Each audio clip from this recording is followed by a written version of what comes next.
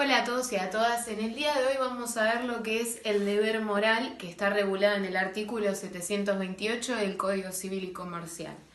Antes de eso, tenemos que remitirnos al concepto de obligación natural que nos daba Vélez en el artículo 515 del Código Civil. Vélez-Sarsfield lo que hacía era lo siguiente, distinguía dos tipos de obligaciones. Por un lado, las obligaciones civiles y las meramente naturales, decía.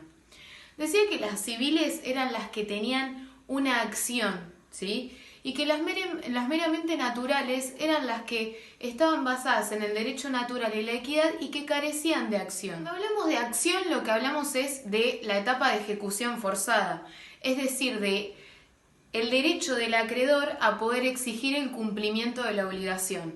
Por lo tanto, podemos decir que para Vélez solo las obligaciones civiles tenían ejecución forzada y las obligaciones naturales no, solo estaban fundadas en el derecho natural y la equidad, como dijimos anteriormente. Vélez fue criticado por esto. En primer lugar, porque los doctrinarios decían: ¿es necesario que Vélez diga en el derecho positivo algo que ya está establecido en el derecho natural? Porque al derecho natural no haría falta positivizarlo si nos remitimos al concepto. Incluso otros autores lo criticaban porque dice, bueno, entonces el derecho natural parece que carecería de exigibilidad para Vélez. Estas son algunas de las críticas que parece que nuestro código tomó. Pero antes, como ejemplo de obligación natural que Vélez enumeraba, podemos decir que son las deudas de juego, las obligaciones ya prescriptas, las obligaciones que surgen de actos jurídicos que carecen de las solemnidades que nos dice el Código Civil, entre otras. El autor Potier hacía una clasificación tripartita de obligaciones. Decía que existían las obligaciones civiles, las obligaciones naturales y los deberes morales. Decía que las obligaciones naturales sí eran exigibles y que los deberes morales quedaban en la conciencia de cada persona. Entonces acá vamos a remitirnos a lo que nos dice hoy el artículo 728 de nuestro código, se los voy a leer. Dice, deber moral. Lo entregado en cumplimiento de deberes morales o de conciencia es irrepetible. Hoy en día, como ya vieron anteriormente en el artículo 724, tenemos una definición de obligación, como no la teníamos antes, y nos nombra los elementos esenciales.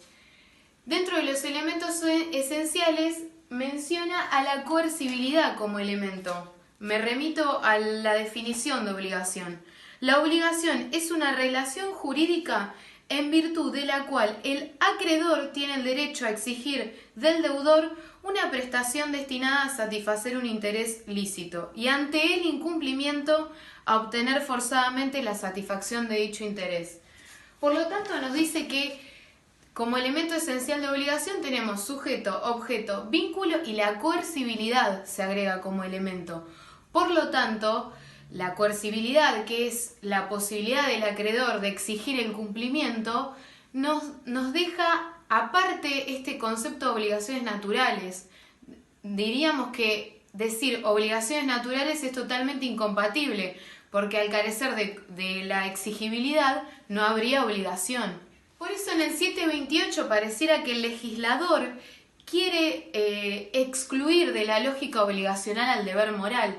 De hecho, ni siquiera habla de lo pagado, habla de lo entregado, lo cual nos da la pauta de que no habla como pago, no habla, de pago como acto jurídico, sino que habla de lo entregado como si fuese una liberalidad. Ahora, este concepto también es criticado. ¿Por qué es criticado? Porque la realidad es que la moral y la conciencia son conceptos totalmente abstractos e intrínsecos de cada persona. Imagínense que sería muy difícil conocer la moral y la conciencia de cada persona, es algo prácticamente inaccesible.